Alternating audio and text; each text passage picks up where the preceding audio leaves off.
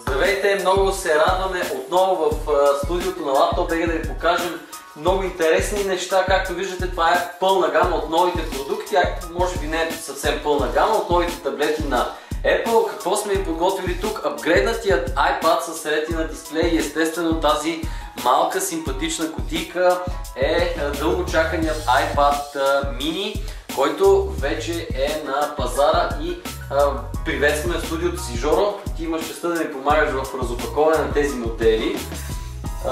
Да започнем с iPad mini. Ще отдръпна тези по-големите кутии, за да пада акцента. Виждате, за да създадем така по-добра представа за размера на тази наистина симпатична малка кутийка на iPad mini, ще ви покажем едно левче приблизително за сравнение с модела. Мисля, че приблизително поне добихте представа за това. Наистина много симпатична кутийка, което предполага пък, че устройството вътре ще е не по-малко приятно. Какво имаме в комплекта на iPad mini? Стандартно по традиция мини USB адаптер. Всъщност той не е мини USB, той е стандартен USB адаптер, но е много мини, така да се каже. Нещо, което сме свикнали да виждаме от iPad. Интересното, новият Lightning конектор. Преминаваме към самото мини iPad. Прекрасният. Колко инчов, Георги? 7.8. 7.9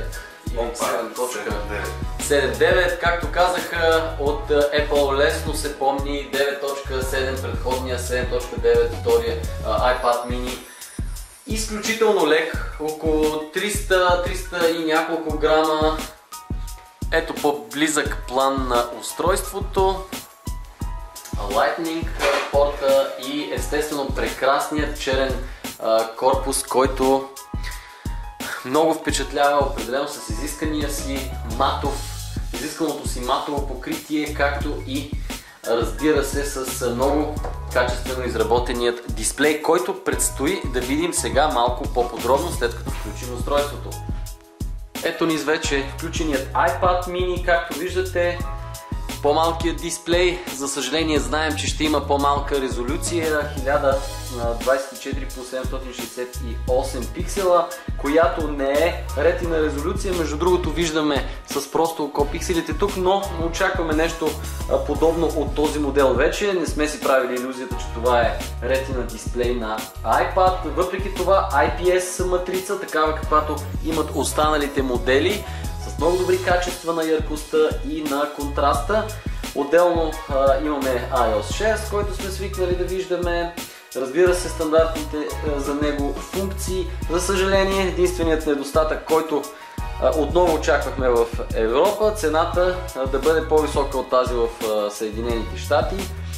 Ето го и от всичките му страни. Lightning порта заедно с озвучителните колонки.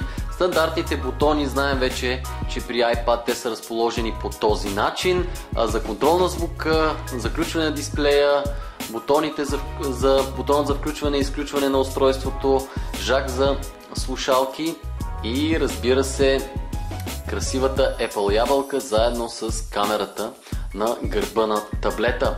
Още веднъж iPad mini, за всички, които се интересуват от него, съвсем скоро очаквайте ревю на news.tablet.bg с подробни тестове, както и видео още повече за този модел. Чао, до следващия път!